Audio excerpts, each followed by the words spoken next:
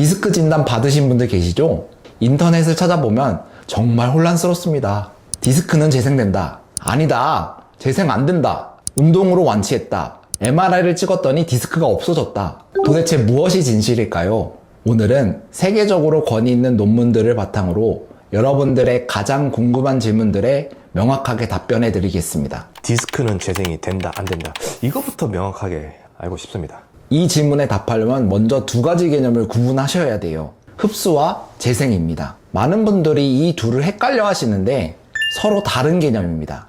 흡수는 디스크가 터져서 밖으로 튀어나온 부분을 우리 몸의 면역세포가 이물질로 인식해서 제거하는 과정입니다. 대식세포라는 청소부 세포들이 분해 효소를 뿌려가면서 터져나온 부분을 제거하게 됩니다. 그러면 MRI에서 탈출 부위가 작아지거나 아예 사라지기도 해요. 신경압박이 줄어들면서 증상이 좋아질 수 있고요. 그런데 여기서 잠깐 흡수를 제대로 이해하려면 먼저 디스크가 어떻게 망가지는지 아셔야 돼요. 디스크 손상은 크게 4단계로 나뉩니다. 1단계, 팽윤. 디스크 전체가 고르게 부풀어 오르는 상태를 말해요. 디스크의 바깥막, 섬유륜이라고 부르는 부위는 아직 찢어지지 않은 상태입니다. 2단계는 돌출. 디스크 안쪽에 수액이라는 젤리 같은 부분이 한쪽으로 밀려 나오기 시작합니다. 섬유륜에 작은 균열이 생겼지만 아직 완전히 뚫리지 않은 상태입니다. 마치 풍선을 손으로 꽉 누르면 한쪽이 볼록 튀어나오는 것과 비슷한 모양이에요.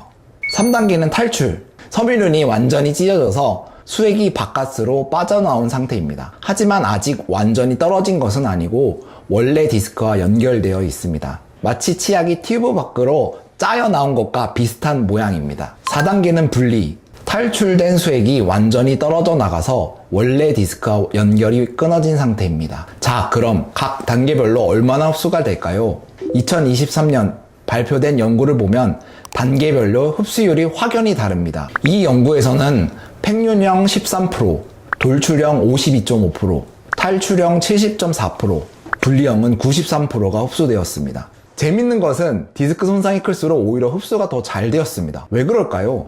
손상이 클수록 면역세포가 더 잘 접근할 수 있기 때문입니다. 그럼 여기서 질문입니다. 이렇게 흡수되면 이게 재생 아닌가요? 아닙니다. 여기가 가장 중요한 부분입니다. 흡수는 튀어나온 조각이 사라지는 것뿐입니다. 그럼 디스크 본체는 어떨까요? 섬유륜이라는 바깥쪽 막에 생긴 균열, 찢어진 그 구멍은 원래 상태로 돌아가지 못하고 흉터 조직으로만 채워질 뿐입니다. 원래의 강하고 유연한 콜라겐 섬유로 다시 만들어지는 게 아닙니다. 그럼 재생은 무엇일까요? 재생은 완전히 다른 이야기예요. 재생이라는 건 손상된 조직이 원래 구조와 기능을 회복하는 것을 말합니다. 예를 들면 디스크 섬유륜에 생긴 균열이 원래 콜라겐 섬유로 채워지고 디스크 높이가 회복되고 탄력이 되돌아오는 것, 이게 진짜 재생이에요. 그럼 이런 재생이 가능할까요? 안타깝게도 거의 불가능합니다. 지금까지 많이 인용되었던 척추 분야에서 유명한 논문, 이 논문을 한번 보시죠.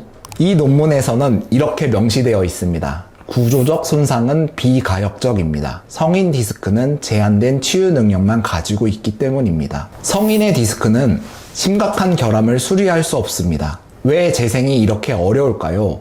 이 논문에서는 5가지 이유를 들어 디스크가 재생되기 힘들다고 말합니다. 첫 번째, 섬유륜 콜라겐의 회전율이 약 100년입니다. 회전율이라는 게 뭐냐면 낡은 걸 버리고 새롭게 만드는 주기를 말하는 거예요. 100년이면 사실상 평생 다시 안 만들어진다는 뜻입니다. 두 번째, 프로테오글리칸의 회전율도 약 20년입니다. 프로테오글리칸은 디스크 안에서 물을 머금고 있는 스폰지 같은 물질입니다. 이것도 한 번 망가지면 20년은 기다려야 새로 망가질 수 있다는 것이에요. 세 번째, 디스크 안에는 세포가 매우 적습니다. 수리할 일꾼이 부족하다는 겁니다. 네 번째, 디스크에는 혈관이 거의 없습니다. 혈관이 없으면 영양 공급이 잘 안 되기 때문에 회복도 잘 안 됩니다. 다섯 번째, 손상 부위는 원래의 조직이 아닌 흉터 조직으로만 채워집니다. 흉터 조직은 원래 조직보다 약하고 유연성이 떨어집니다. 그러면 정리해 보겠습니다.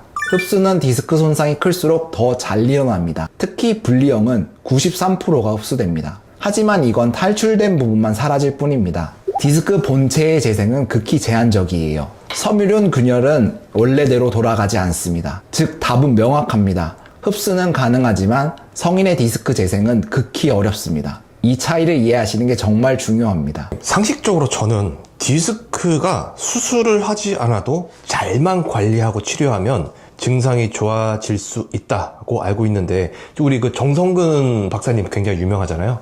그 분께서 하시는 말씀이 그냥 누워있으면 낫는다. 그런 식으로 되게 인용 많이 하시잖아요. 그렇게 알고 있는데 증상이 좋아졌다는 것과 디스크가 나았다는 게 다른 거죠. 결론부터 말씀드리면 증상이 좋아졌다와 디스크가 회복되었다는 1대1로 매칭되는 이야기가 아닙니다. 이전 영상에서 소개했던 연구를 간단히 말씀드리겠습니다. 증상이 전혀 없는, 그러니까 허리가 안 아픈 건강한 사람 3,110명을 20대에서는 30%가 디스크 팽윤, 29%가 디스크 돌출이 있었습니다. 50대에는 60%, 80대에는 무려 80% 이상이 디스크 돌출이 있었습니다. 그런데 이분들은 허리가 안 아픕니다. 무슨 뜻일까요? 디스크 손상이 있어도 증상이 없을 수 있다는 겁니다. 반대로 생각하면 증상이 좋아졌다고 해서 디스크가 나은 건 아닐 수 있다는 뜻이기도 합니다. 예를 하나 들어볼게요. 어떤 분이 있습니다. 이분이 극심한 복통으로 병원에 갔습니다. 검사를 해보니 암 진단이 나왔습니다. 의사 선생님이 통증부터 조절하자며 강력한 진통제를 처방했고 약을 먹으니 통증이 많이 줄었습니다. 자, 그럼 질문입니다. 이분은 암이 나은 걸까요? 당연히 아닙니다. 통증만 사라졌을 뿐 암은 여전히 남아 있습니다. 그럼 암이 진짜 나았는지 어떻게 확인할까요? 다시 검사를 해야 합니다. CT를 찍든 MRI를 찍든 피검사를 하든 암이 실제로 없어졌는지 확인을 해야 하는 거죠. 그리고 그 이후에도 6개월마다 1년마다 계속 추적 관찰을 해야 합니다. 재발을 하는지 안 하는지 지켜봐야 하니까요. 디스크도 똑같습니다. 여러분이 허리가 아파서 병원에 갔어요. MRI를 찍었더니 디스크 탈출 진단을 받았습니다. 수술은 하지 않고 치료와 운동을 열심히 했습니다. 몇 개월 지나니까 증상이 많이 좋아졌습니다. 예전에는 걷기도 힘들었는데 이제는 산책도 하고 계단도 오르내릴 수 있습니다. 그럼 디스크가 나은 걸까요? 확인하려면 다시 MRI를 찍어보셔야 해요. 그래야 디스크가 정말 좋아졌는지 아니면 그냥 증상만 좋아진 건지 알 수 있습니다. 하지만 실제로는 어떻게 할까요? 대부분의 경우 재검사를 하지 않습니다. 추적 관찰도 하지 않습니다. 왜냐하면 증상이 좋아졌으니까요. 병원도 안 가고 MRI도 다시 안 찍습니다. 그러니까 실제로 디스크가 회복되어서 좋아졌는지 그냥 증상만 좋아졌는지 정확히 알 수 없다는 말이에요. 결국 핵심은 이겁니다. 디스크 손상이 있더라도 증상이 없을 수 있습니다. 반대로 증상이 좋아진 것이 반드시 디스크 상태가 개선되었다는 것을 의미하지 않습니다. 이 두 가지는 별개의 문제라는 것을 꼭 이해하셔야 합니다. 운동으로 디스크를 완치했다는 사람들은 이거 어떻게 된 건가요? 앞에서 언급드렸듯이 증상 호전과 디스크 회복은 다른 개념이에요.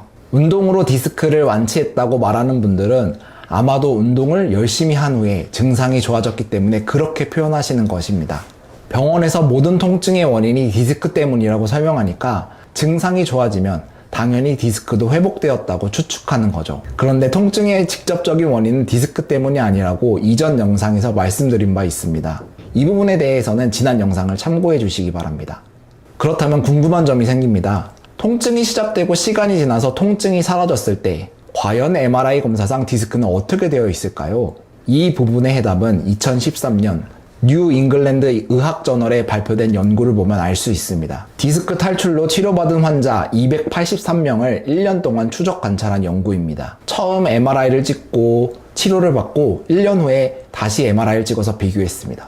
1년 후에 84%의 환자가 증상이 많이 좋아졌다고 답했습니다. 그런데 MRI를 다시 찍어보니 증상이 좋아진 환자 84% 중에서 35%는 MRI에서 여전히 디스크 탈출이 보였습니다. 즉 디스크는 그대로인데 증상만 좋아진 거예요. 반대로 증상이 여전히 안 좋은 환자 16% 중에서 67%는 MRI에서 디스크가 사라져 있었습니다. 즉 디스크는 좋아졌는데 여전히 아픈 경우입니다. 이게 무슨 의미일까요?